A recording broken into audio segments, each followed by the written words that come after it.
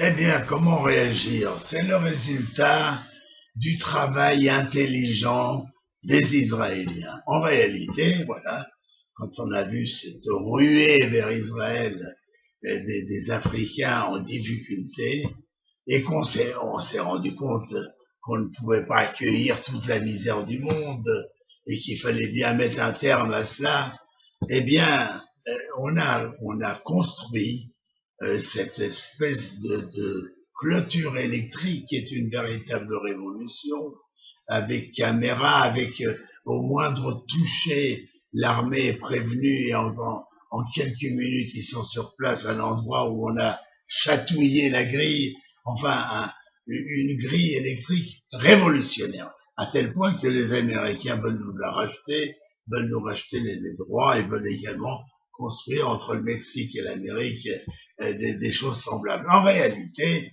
vous savez ce qui a beaucoup atténué et les attentats et tout ce qui s'est passé en Israël, les attaques dans les maisons, ce sont les murs d'abord qu'on a fait, il fallait le faire, il fallait nous isoler contre cette violence, ce terrorisme abject, et en même temps, on est arrivé tout doucement à pratiquement anéantir 90% des attaques contre Israël. Voilà.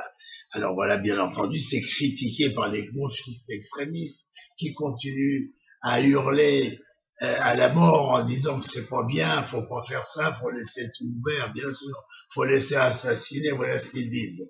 Eh bien non, nous on a fait ce qu'il fallait, ça a pris du temps, ça a pris beaucoup d'argent, mais la réalité, c'est que maintenant, chaque fois qu'il y a un point qui est un peu dangereux, et maintenant il va y avoir également les points avec le Hamas, avec l'Égypte, etc.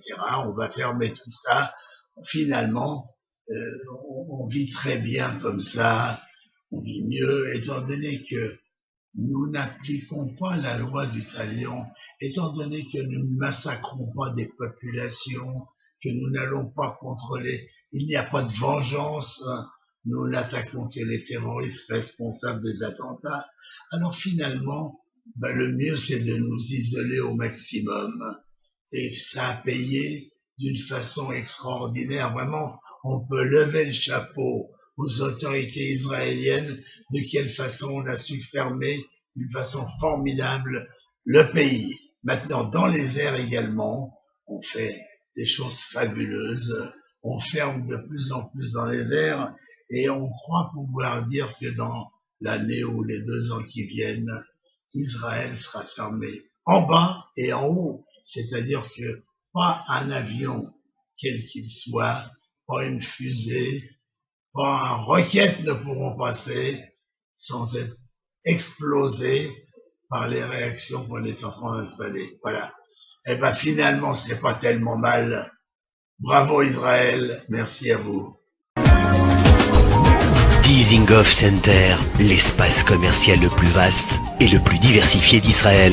Dizengoff Center, une destination à ne surtout pas manquer lors de vos prochains séjours à Tel Aviv.